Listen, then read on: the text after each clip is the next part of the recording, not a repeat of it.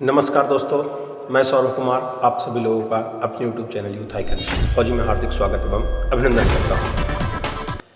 आज हम विश्व के उस इतिहास के पन्ने को पलटने वाला हूँ जिसके बारे में आप सभी शायद ही अवगत होंगे। ये कहानी है वर्ल्ड वार 2 की, जिसमें अमेरिका डायरेक्ट रूप से भाग नहीं ले रहा था।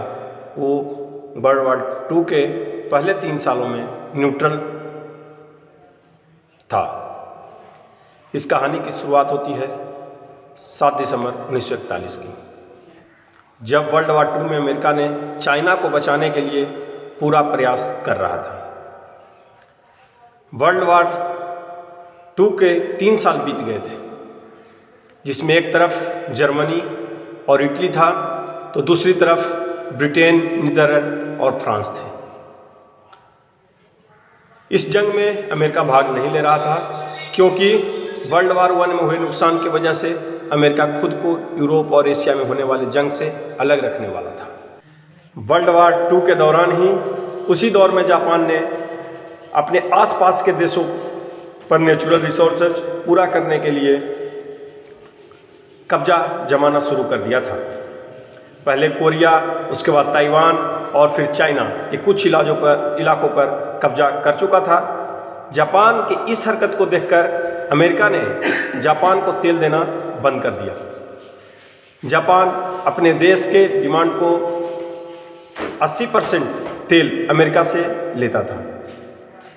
तेल की डिमांड को पूरा करने के लिए अमेरिका ने ये शर्त रख दिया कि चाइना के इलाका को कब्जे वाले इलाके को आपको छोड़ना होगा, जो कि ये शर्त जापान को नागवारा गुजरा। ये शर्त न मान के जापान ने एक प्लान बनाया कि हम अपने तेल के रिसोर्सेज को पूरा करने के लिए इंडोनेशिया पे कब्जा करेंगे और अपने तेल का डिमांड को पूरा करेंगे। लेकिन इंडोनेशिया से पहले फिलीपींस पर हमला करना होगा और उसके बाद ही इंडोनेशिया पे कब्जा किया जा सकता था। लेकिन फिलीपींस को अमेरिका का शर्त प्राप्त था। फिलीपींस के पास ही पैसिफिक ओशियन में यूएस नेवी के पर्ल हार्बर पे यूएस नेवी का बहुत बड़ा बेड़ा मौजूद था, जहां से फिलीपींस को सहायता दिया जा सकता था।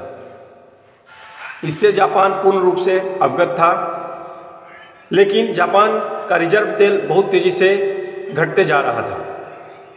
तभी जापान ने यह निर्णय लिया कि हम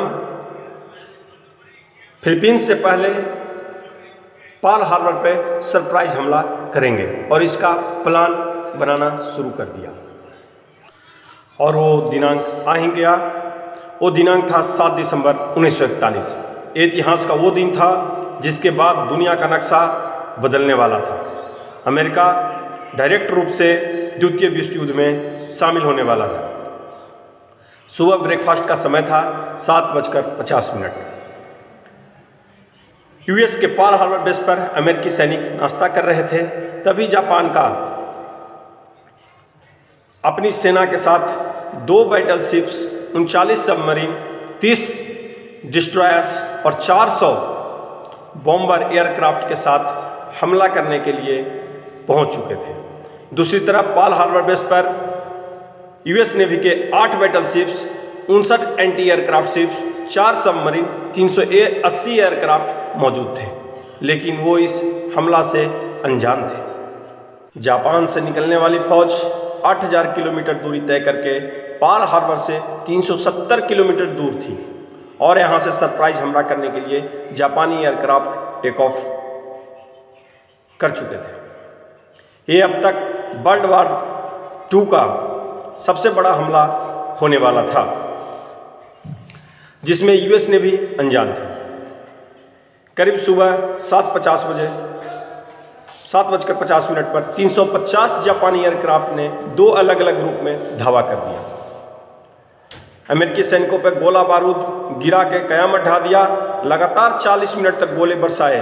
उसके बाद फर्स्ट ग्रुप वापस चला गया। करीब 10 मिनट के ब्रेक के बाद उसके बाद दूसरा ग्रुप फिर से हमला करने आ गया। ये हमला करीब 1 घंटा 15 मिनट चला। इस हमले में यूएस ने भी अर्थात अमेरिका के 20 वेसल्स, 8 बैटलशिप्स, 250 एयरक्राफ्ट को तहस नहस कर दिया। जैसे मानो पानी में आग और आसमान में काला बादल छाया हुआ हो। युद्ध का मैदान इसी तरह दिख रहा था। इसमें अमेरिका को काफ़ी नुकसान हुआ। बस यही वो दिनांक था जिस दिन अमेरिका न चाहते हुए भी वर्ल्ड वॉर 2 का हिस्सा बन गया और बाद में और विध्वंसकारी युद्ध हुआ। आज के लिए इतना ही। इसके आगे की कहानी अगले भाग में आपको सुनाएंगे। आप सभी का प्यार और स्नेह देने के लिए धन्यवाद, दिल से आभार। जय हिंद, जय भारत।